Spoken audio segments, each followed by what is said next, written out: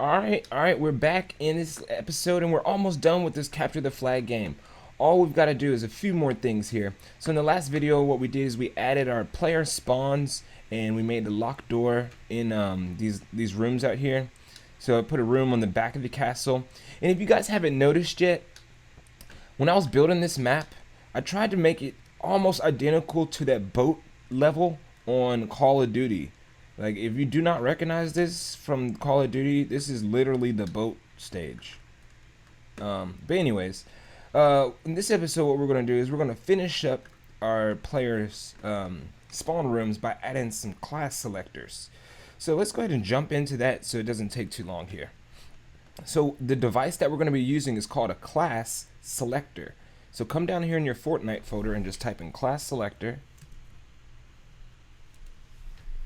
And we're going to use this class and team selector right here. So we're going to put 4 of these in each base, okay? So they'll be able to choose which class they want to be.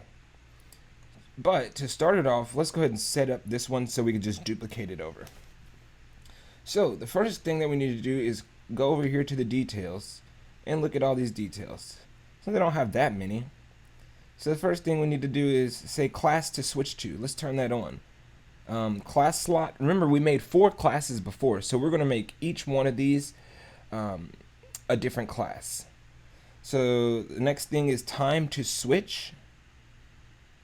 That might be an advanced. There we go. So time to switch, leave that on 0. Clear items on switch. We need that to be true. So make sure you check that. And then lastly, the accent color. We're going to choose a different color for each one of these. So this one's cool to be blue. The next one though, let's go ahead and duplicate that over. And this will be the second class. So for this one, make sure you change class slot to number 2. And you choose a different color. And that's pretty much all you have to do that. Oh, here it goes. Actually, we missed one. On these, we have to say activating team. And we want, the blue team, obviously, to be able to activate this. So team 1. And you could tell that because they have the number 1 on their chest. Same with the pink one. Activating team, team 1. Okay. And then we'll make 2 more of these. So this one, let's make it another color, probably like a orangish or something like that. And same thing, we'll change the class slot to 3. All the other options need to be set the same. And then lastly, let's do the 4th one. And we'll change this one to green.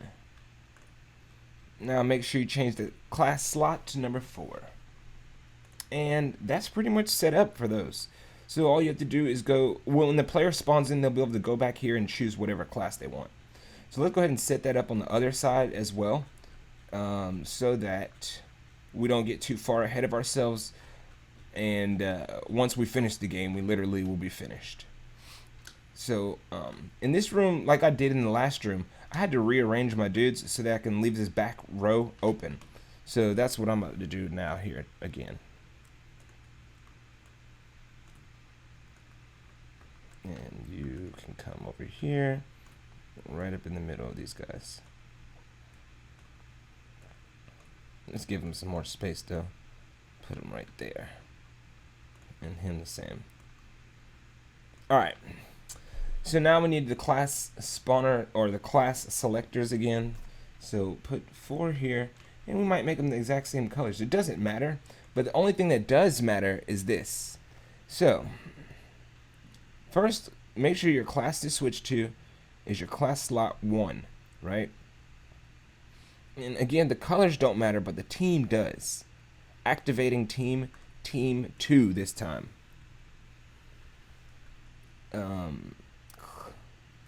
I think clear items on switch, we need that to be true. And the rest, we're good. So we could duplicate that, and we'll make this one pink. Do just like we did in the last one. Class slot 2. Duplicate it again. Make this one orange. Class slot 3. Duplicate it one more time. And make this one green. And this will be class slot 4. Cool. Make sure you file it and save all, because we just set up our classes. Now, the next thing that we need to do is we need to get this capture the flag game actually turned into a capture the flag game. Because right now all we got is some player spawns, some class. This could be any kind of game. But let's go ahead and put the capture the flag mechanics in this game. And for that, we're going to use another device. This device is going to be called the capture item spawner. And we're going to be using one for each team. So this capture item spawner is the actual flag. So for me, what I'm going to do is I'm going to put the flag right here on each team, because it's very visible from every area. We can even put it up higher if you wanted to. You can put it on that one or this one, doesn't matter. But you could put it on either balcony. Alright, so what we're going to do is look for class or capture item spawner. Just same way we did.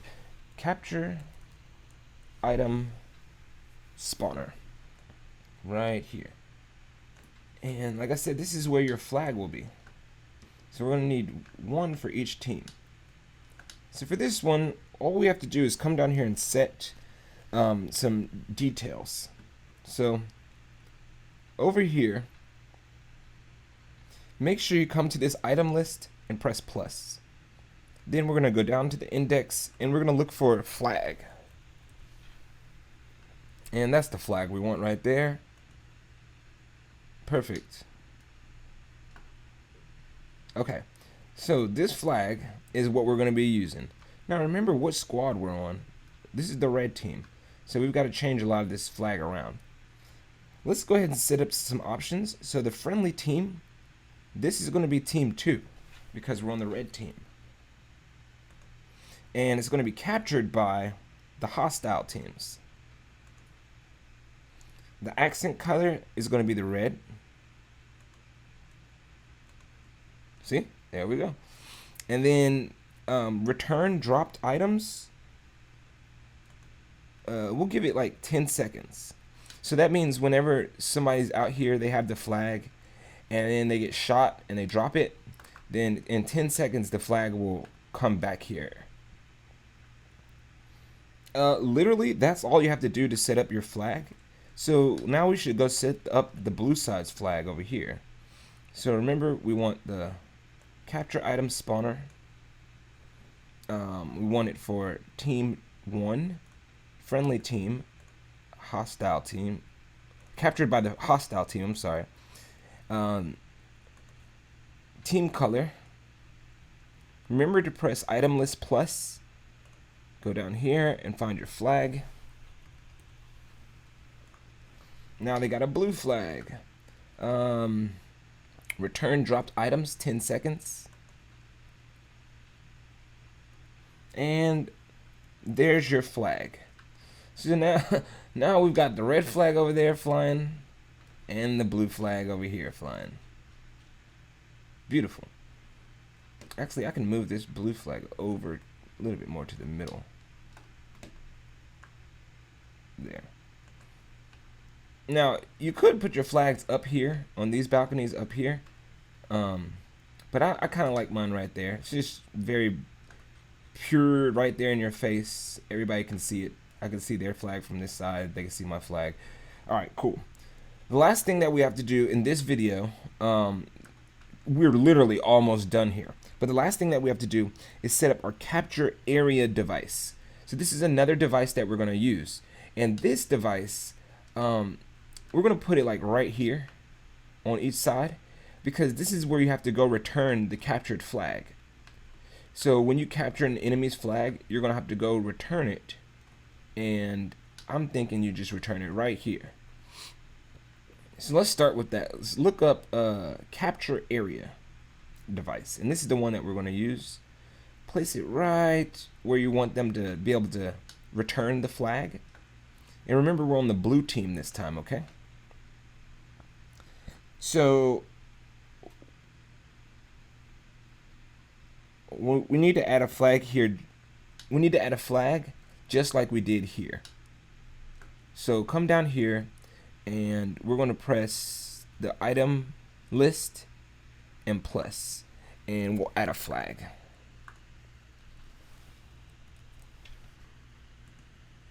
Okay, that's cool.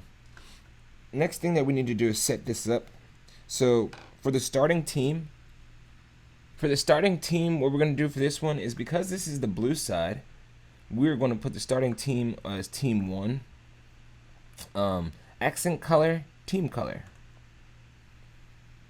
Okay, and then choose consume items when damaged. We're going to say false. So turn that off.